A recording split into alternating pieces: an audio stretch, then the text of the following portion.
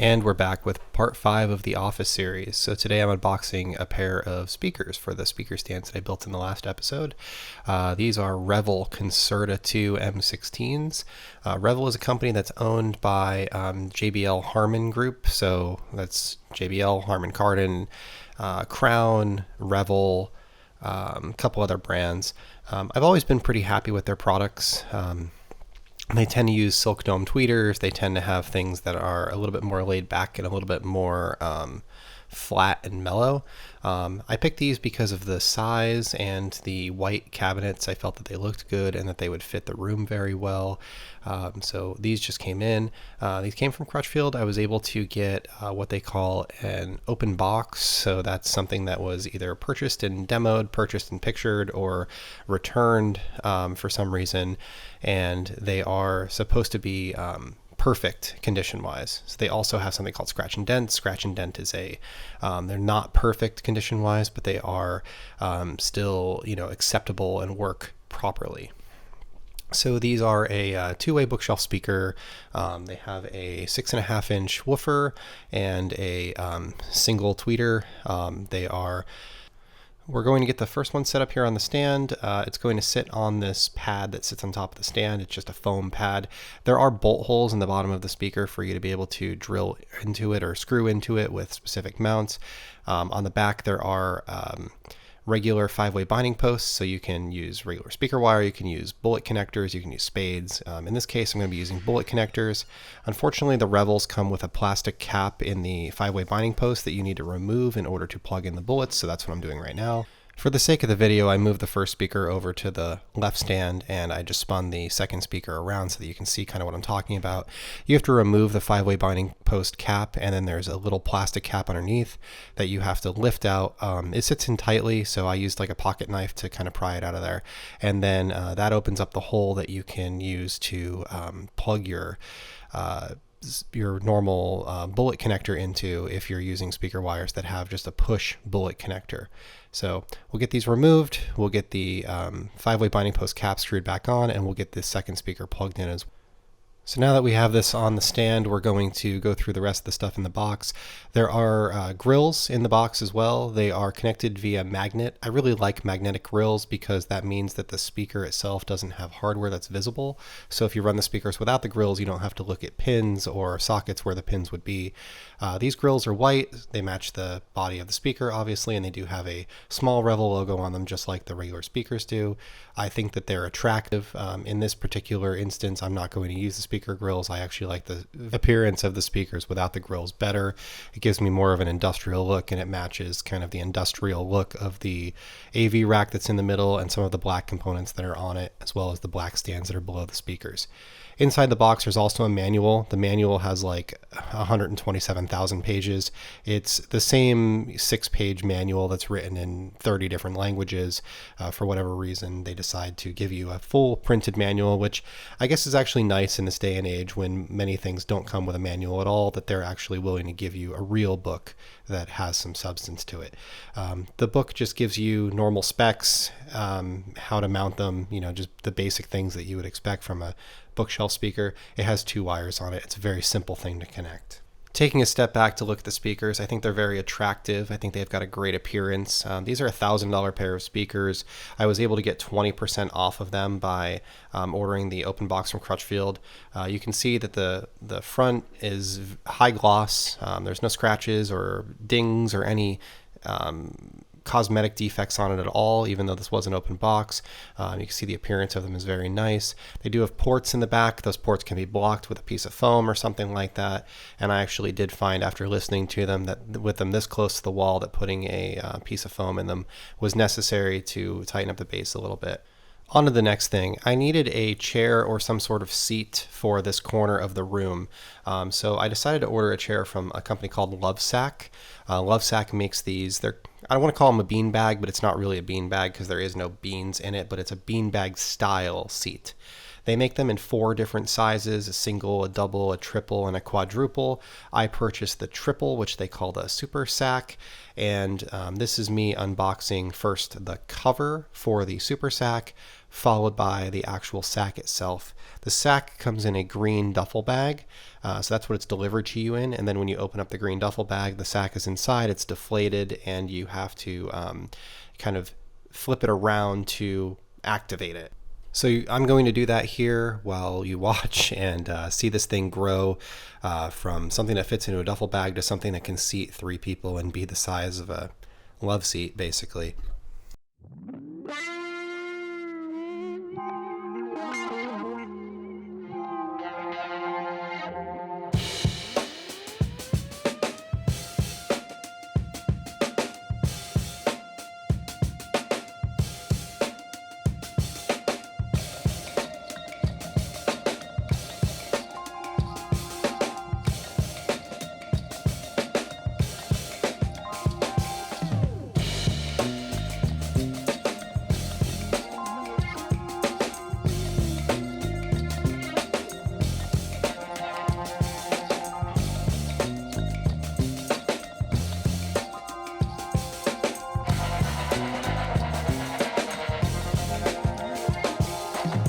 Now we have to install the cover. The cover comes with a couple of ties on one side of it, and the bag itself has a couple of loops on one side of it. So you kind of stick the ties through the loops, tie it on the bottom, and then you just pull the cover over the top of it, and it's got a giant zipper that goes all the way around it. One thing that I really liked about this seating choice is that the covers are about $200, while the bag itself totals about $800. So if I have something that gets ruined, or I decide I want to change the color or something along those lines, I can do that in the future, and this gives me some options and some adjustability.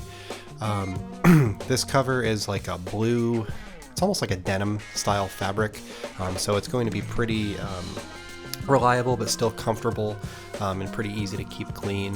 And that was what I was looking for, was just something comfortable that I could kind of sit in to watch some TV or play a video game or something along those lines. Something different than my computer chair that I normally sit in. So now you can see the finished product. So this actually has to inflate. It says it takes up to about 48 hours for the foam to kind of fully expand and absorb the air around it and get to the point that it's at its maximum height. So here I'm just going to take a quick test sit in it, see how it feels, and try it out for the first time. Got it kind of stuck in the corner, and what you want to do is fluff it up, but then kind of like punch a seat in the front of it that you're going to sit in. So we'll just line it up in the corner, have a seat, and see how it is.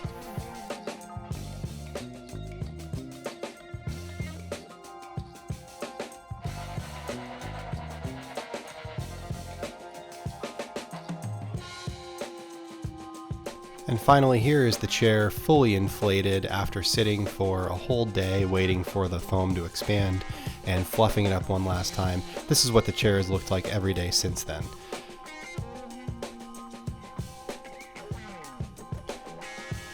It's super comfortable, super functional, and it works very well for what I'm looking for. I could easily have one of the dogs sitting next to me. I can easily have one other person here with me. It works really well. So I was looking for, I've got a lot of stuff on the walls already, but I was looking for something like art-wise to hang on the walls. And if you spend any time on Instagram or Facebook and you are in some groups that are car-related, you've probably seen this ads for this company called Displate. And Displate makes these metal wall art things. So this just came today. What's interesting is I ordered it on, so today's Thursday, I ordered it on Sunday or Monday. Monday was Labor Day. And I didn't get a shipping notification yet, but it's here. So check this out. It's pretty neat. Oh crap, it's got a dent in it. Well, that's a bummer. Well, I think I can fix that though. So it came in what I thought was pretty good packing material, but it does have a dent in it. So let's take a look at that and see what I can do, and then I will come back. All right, so in the package it comes with like an alcohol wipe. So we're just gonna wipe the area where we're going to put this, which I just painted this. Probably don't need to do this, but do that. Then there are 2 of these. They are peel and stick. So you peel the white off and stick this to the wall. So we're gonna do that. All right, so we have these installed. They don't have to be perfect, they just have to be there. So these are adhesive backed magnets, and then they kind of sit on the protective leaf. So I think that this is a way to basically make these so that the magnets don't pull the paint off your wall. So here it is installed. I'll take a step back so you can kind of get an idea of what it looks like. Like I mentioned, there is a crease in it. I tried to flatten it out as best I could, but it's double rolled. It's really hard to flatten that out better. So I'm going to reach out to them and see what they say. I do like how it looks. I picked a matte finished, which it does have a little bit of glare here on the camera, but it's nice. It looks good. I will say, you know, just some things about it. Easy to install. I can swap these out and put something else on the wall. It's no problem at all. But the one thing that's interesting is as you slide it around the wall, it does kind of like leave little scratches in the wall.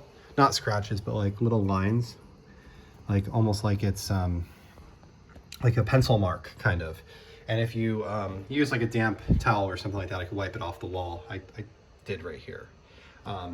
But the you know, there is a little bit like as you slide it around or move it around or whatever. So maybe it's not quite as easy to swap out as you would think. Now my walls are matte, not glossy. So that might help or hurt. Probably hurts. It makes it so it scratches easier. But anyway, I do like it. Here's kind of my view. And you know, it's really cool. It's just another example of why you don't ship FedEx though. Like ever. Don't ever use FedEx. Unless you don't care about your customers, then you can use FedEx. We received our replacement disc plate. This one does not have a giant bend in it, so that's cool. They sent it to me for free. It came in about 4 days. So it took them like 2 days to respond to my email, and then I received the replacement like 4 days later. So that's it. I think it looks good. And then over time, I think I will purchase more disc plates that can sit here on that wall. That's what they would call their medium size. It's obviously the landscape version. It's like 27 by 15, I think, something like that. And because the magnets just kind of stay stuck to the wall, you can swap out your disc plates all you want to and have different pictures there all the time. So anyway, thank you for watching this episode and have a great day.